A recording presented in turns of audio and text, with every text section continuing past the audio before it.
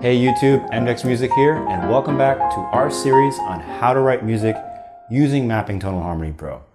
What we're going to do today is go into the world of classical music, specifically Beethoven. Our last series was on pop music and we used Bob Marley's No Woman, No Cry to exemplify a lot of the techniques you would see in a popular music context. So what we're going to do today is go back and look at something specific to the early classical or the late classical period. So the song we selected to start the series with is a Beethoven piece, Sonata Op.2 No.1 in F minor. This is Beethoven's first sonata. It's one of his earliest pieces. And basically what we're gonna do is delve into it. We're gonna talk about all the harmonic and melodic and rhythmic elements and techniques that make it sound like Beethoven. And actually what we're gonna do is, as we go through the series, is compose our own version of a classical piece using all the techniques and elements that we're talking about as we go. So you can see it used in somewhat real time as we go through and analyze each section of the song. So before we jump into the piece, let's just start with a brief overview once more of the map, how it works, and how to navigate our way through the map. So here we are in Mapping Tonal Harmony Pro in the most basic form of the map, right? So over here on the left, you'll see there are all these different versions of the map. They get more and more complicated and show you more and more paths and more ways to get to and from the chords within the key that you're playing in. We only need, for the first section of our song, even though it's Beethoven, the most basic form of the map. So that's what we have selected down here. And we can change the key of the map down here on the keyboard. If I want to play in D flat or F or A flat, all I have to do is hit those keys on the keyboard. Our song is in F minor. So now we have a view of our map in the key of F minor and all the chords relative to the key of F and F minor and the three regions that we've talked about ad nauseum. If you want a more in-depth understanding of the map, we have a whole series on reharmonization. This is just going to be like a quick explanation of how to navigate the map and what everything means. But if you want to have a better understanding of that, just click on the link that we put up here for you, and it'll go to a much more in-depth explanation as to what the map is and how it works. But just for now, we have our three regions. We have our tonic region, which is where our one chord and all of its friends reside. We have the four chord over here, the B flat in this case, the subdominant region, and our dominant region over there. And then obviously we go back to the one chord usually when we are there. So what we have here are a bunch of circles of fifths. And the chords are interlaid around the circles with regard to their geographic location within the circle of fifths. Not all the chords are present, just the ones that are relevant to this iteration of the map. So we have F and then D minor, a few spots over. On the inside of the circle are all the minor chords of F minor. So if I'm playing in F minor, I would use a lot of the chords on the inside of our circles. So the three regions, tonic, subdominant, dominant, chords from the major key on the outside of the circles, chords from the minor key on the inside of the circles. And if you want to see the chords functionally, instead of by name, all you have to do is hit the function button right there. And now you can see the chords relationship to and from one another in the context of their function. Like this is the 1, this is the 4, this is the 5. And that helps you kind of see the paths a little clearer, or it lets you transpose from one key to the next a little easier.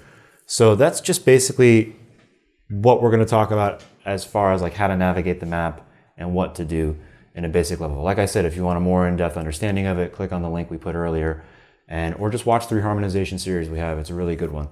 So I definitely recommend doing that either now or later anyways. Okay, so just to make this whole process a little easier, what we're going to do is just plug in the chord progression that we have for the first 8 bars of our sonata.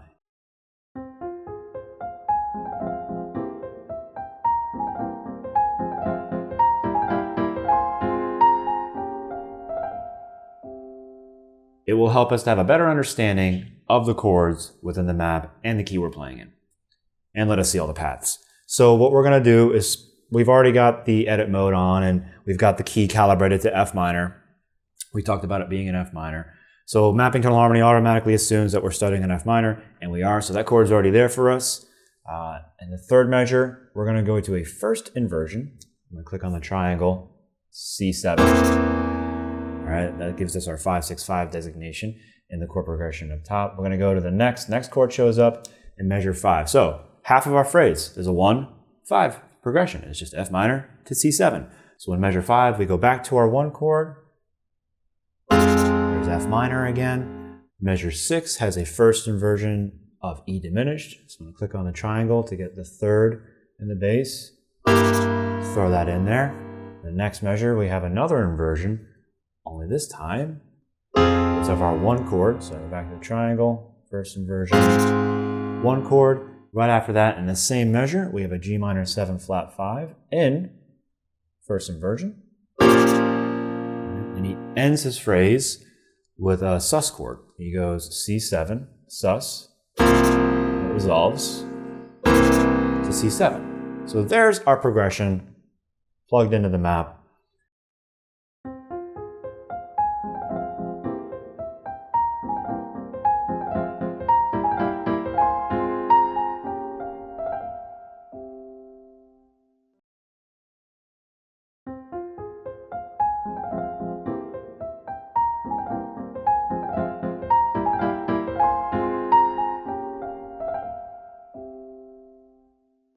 So now that we've got the progression programmed into the app, it will show us a lot of the elements and techniques that are there and that we're going to talk about. For example, when we go from the first chord of the song to the inversion of the C7 chord, our bass detector kicks in. Because we move the bass note to E, Mapping Tonal Harmony Pro is telling us that we've moved by way of a step in the bass, which we've talked about in previous series, that's something that you want your bass to do. Move in 4ths and 5ths or in stepwise movement. And Mapping Tonal Harmony is detecting that and saying, yes, that's a good thing. And then we go to the next chord and the cadence detector kicks on. This authentic cadence is telling you, and again, stepwise movement in the bass detector says you've moved by way of a step again. At the same time, you're executing an authentic cadence. In the next chord, more stepwise movement in the bass because of the inversion of the E diminished chord that we used. We put it over G, we put it in first inversion. So there again, we have 2 consecutive movements of stepwise movement in the bass. The next chord gives us our 3rd because yet again, we're using another inversion, F minor over A flat. We have this bass doing this cool stepwise movement thing. Another authentic cadence indicator is now tripped on too. So there's all these elements that were going on and we didn't even realize they were there, and Mapping Tonal Harmony is making those techniques and those elements much more obvious and apparent to us now. Our 4th, because yet another inversion of the chord we're using, has allowed the bass to step up again a 4th time. So that's why you see the 4 next to the stepwise bass indicator. No cadence there. So now the cadence detector has gone off again, but you notice this time it's outlined in red. And this is just indicating to you, the listener, whoever's using the app, basically that something else is about to happen. That this G minor 7 flat 5, while it is a path to go to C7 sus, is not the strongest conclusion of that harmonic path.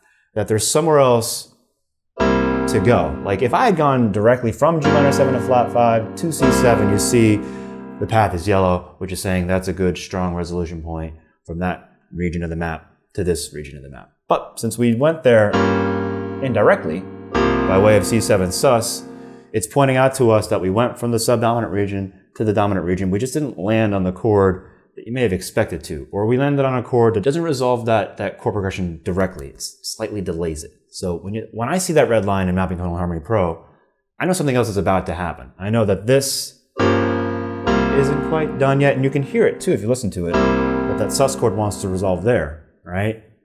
So those are a lot of the elements that you may not even have seen or noticed were there until you plug them into the app and it starts to show you, hey, you're doing this is happening, this cadence, this stepwise movement of the bass. So that's one of the reasons I like using Mapping Tonal Harmony Pro when it comes to analyzing any sort of harmony or any sort of elements that a song may have. So what this red line is also indicating is one of the elements that we're about to talk about, which is basically a half cadence. And a half cadence is basically when you create tension before the 5 chord as a means of arriving to the 5 chord as a point of conclusion or finality or as a target, basically, we've talked about before. We are trying to make the C7 our target. But if we do it directly from G minor 7 flat 5, it doesn't necessarily sound like a target. It actually sounds like it wants to go somewhere else. But if we set that up by creating some tension before it, by using the sus chord, it does become a logical sort of target area. It does become a sort of logical conclusion point to the progression. So that's what a half cadence is, and that's the way our phrase that we're analyzing right now, the first 8 measures, ends. And that's something specific to a lot of classical music, but especially in this case, something Beethoven uses a lot. So something else we can pretty plainly see now that everything is on the map is all the paths within the map, all the arrows showing us the way to get to and from the chords that we're using. And it's pretty apparent that there's a lot of traffic going back and forth between this region and this region, the dominant region and the tonic region. And the 4-chord region, or the subdominant region, is more of a way to get to that than it is anything of interest. It's not really a point of interest. You never see him go from subdominant. He's just using that subdominant region as an on-ramp, so to speak, to get to this main highway of 5-1, 5-1, 5-1. As we talked about before, that movement is one of the strongest pulls in music. It's one of the strongest tension release points in music that you'll hear. You could establish the key that the song is in or that the progression is in. And what Beethoven's doing here, if you notice, he's using a lot of the chords. A lot of the chords are in that dominant region. So he's basically just like drawing out this tension, tension, tension by using all these different versions of 5 chords or chords in the dominant region. He's drawing out the tension, the tension, the tension that you expect to eventually resolve there to that 1 chord. So you've got this main highway between this tonic region and this dominant region, and you've got a lot of dominant region chords to even like exacerbate that tension that much further. This is a really common element in Beethoven's music and classical music in general. So be on the lookout for that as we move forward. What he's done also by doing this is say, this is what key we're in. Okay, and I know it seems sort of silly to have to say that, but one of the most important elements that we're going to touch on is early on in the song, in the sonata, in whatever you're writing, establish the key. And the best way to do that is this movement. 5-1, dominant, tonic, all right? Or a bunch of dominant region chords to the tonic. And that's all he's really done in the first line of the song, right? That's all he's really done in the first 4 bars is go from the tonic region to the dominant region and then back again. And by doing so, he's calibrated our ear. This is the key that we're in. This is what you can expect to happen, so that when something else happens outside that box, you're like, oh wow, that was kind of cool. So this whole 5-1 movement, really crucial to establishing the key that the song is in, and also creates a lot of tension release sort of technique and elements that you're going to see again and again and again. So in addition to this like 5-1 movement being so prevalent in the harmony and so used to establish and calibrate the key that you're in, he even uses it, he's like hitting us over the head with it here. He even uses it right in the beginning with the melody. You have a 5-1, so he starts off the song by breaking the 1 chord.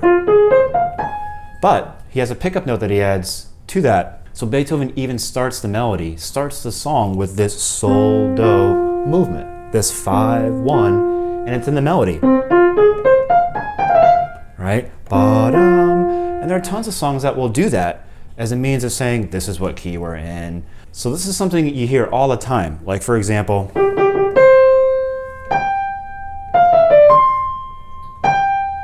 the Star Wars theme. 5-1. He's going sol do. In this case, I'm playing G to C. Or the theme to Harry Potter does the same exact thing. 5-1, sol do. This is the key you're in. So this is something that it seems kind of obvious and unnecessary to state, but establish the key, establish it early on, and beat the listener over the head with it. Like, just do like, this is what key you're in. And Beethoven had no shame in saying and being obvious about it. Like 5-1, C, F. This is what key you're in. All right? And this is going to allow him to do some really cool things later on with regard to your expectations as to what's going to happen and how he breaks those. So be on the lookout for that.